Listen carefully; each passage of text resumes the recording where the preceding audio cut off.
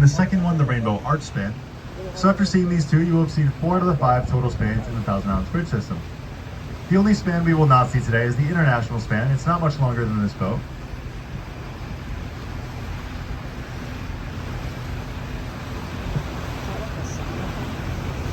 Yep, what's that way? Now on our left-hand side is another highlight of the tour. This is Tom Thumb, the small rock with the little tree. It is the smallest charted island in the entire Thousand Islands region. That 15 sign on top is how many people can stand on the island at any one given time. Not actually, it's a speed limit sign. But after seeing that, a lot of people ask me what even makes an island an island. So when the river was still being discovered, the US and Canadian governments, along with National Geographic, all set out to count all the islands in the region. They all came back with different figures, so they decided to get together and come up with some curriculum for what makes an island an island.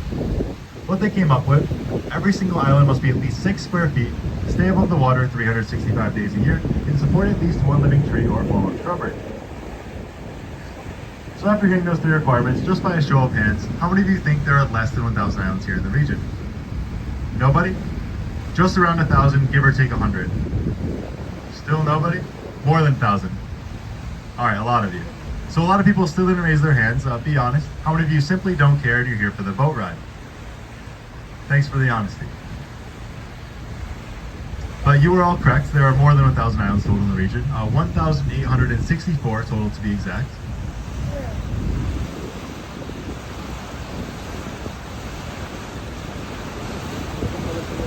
Up to the right-hand side, that larger island is known as Dashwood. It's about 4 acres total, and that large home has 30 bedrooms and 10 full baths.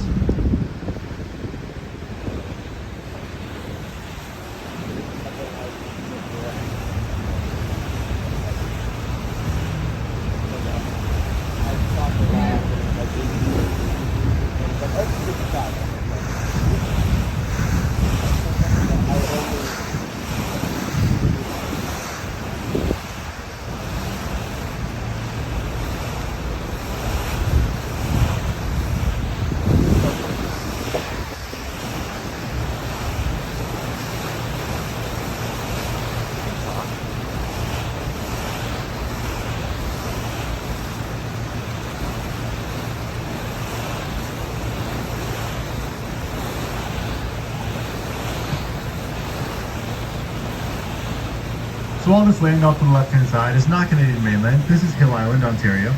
And that bright pink home you see is known as the Halfway House. That was previously owned by retired Canadian football player Win Tucker. He played wide receiver for the Ottawa Rough Riders, and today he's a member of the Canadian Hall of Fame. He named this home the Halfway House because it's the halfway point between his family in Ottawa and his wife's family in Kingston. We were never quite sure why he chose this odd pink color. We thought maybe his granddaughters picked it out. But as it turns out, it's simply to match his favorite vacation home in Hawaii.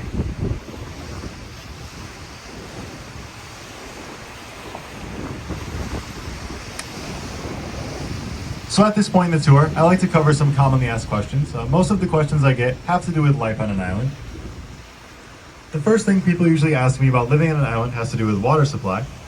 So as you may notice, we are completely surrounded by water. And what's so special about the St. Lawrence is how clean the water is. It's about 97% pure. To put that into perspective, drinking water needs to be 94% pure by law. So in theory, you could drink the water straight out of the river. The reason it's so clean is because of an invasive species called zebra mussels. They traveled over here in the 1980s on the bottom of ships. One zebra mussel is about the size of one of your fingernails and can filter out 1 liter of water every 24 hours. So all the zebra mussels in the river together can filter out the entire river roughly every 72 hours, keeping it as clean as it is. Even though you could drink the water straight out of the river, most people choose not to. They simply bring over bottled water from the mainland and then use the river water for things like showering, brushing their teeth, or washing the dishes. The second question people usually ask me about living in an island has to do with electricity. So the most common way these islands get electricity is by using what's known as a hydro cable. That's basically just an underwater extension cord that connects the mainland to the islands and brings them power. It's very efficient, but also very expensive, about $200 per foot to install. So a lot of the smaller islands choose to simply use their gas or diesel powered generator, or they'll just go without power at all. We have started to see the use of some solar panels out here, but the winters are pretty harsh, so they're pretty hard to maintain. And most people that live out here are just seasonal residents, so they don't want to have to deal with that. I don't think they'll ever be too popular in the area.